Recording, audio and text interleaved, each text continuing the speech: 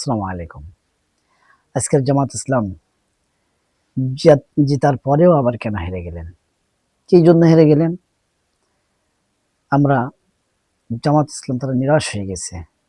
নিরাশ হওয়ার কোনো কারণ নাই। কারণ যে জামাত ইসলামের জনগণের কোনো দোষ নাই। জনগণ জামাত ইসলামকে ১১ দলকে এমনভাবে ভোট দিয়েছে, ছাপিয়ে গিয়েছে। কিন্তু ১১ দল জামাত ইসলামীরা কি করল? এরা ভোটটা ধরে রাখতে পারল না। কারণ কি?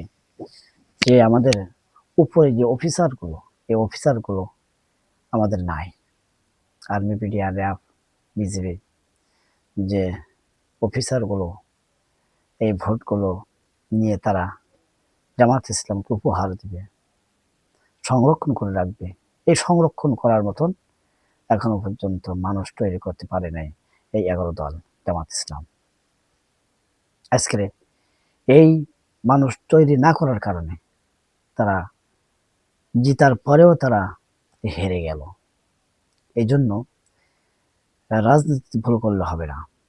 জামাত ইসলাম যারা করে তাদেরকে তৈরি হতে হবে। যে সমস্ত অফিসারগুলো ভোট সংরক্ষণ করতে পারবে, যে সমস্ত বাহিনীগুলো ভোট সংরক্ষণ করতে পারবে, সে সমস্ত বাহিনী আমাদেরকে তৈরি করতে হবে। তাহলে সম্ভব হবে। না হলে ভোট জনগণই দিয়েছে, আপনি সংরক্ষণ করতে পারেন না পারেন, তাহলে কেমন আপনি দল, কেমনভাবে আপনি ক্ষমতায় যাবেন, আপনি কেমনভাবে প্রধানমন্ত্রী হবেন?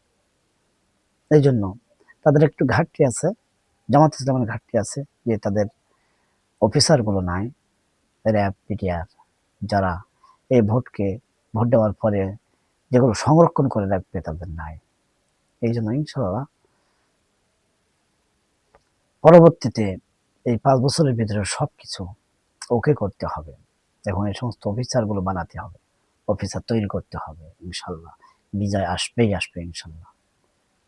এই জন্য নিরাশ হওয়ার দরকার নয়।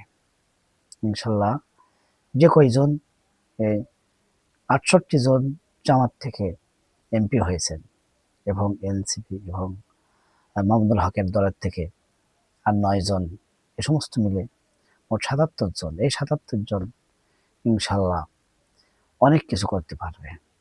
আপনারা এই সংসদে যাওয়ার পরে সবকিছু আপনারা রাজনীতি সুন্দর করে আপনারা পর্যবেক্ষণ করে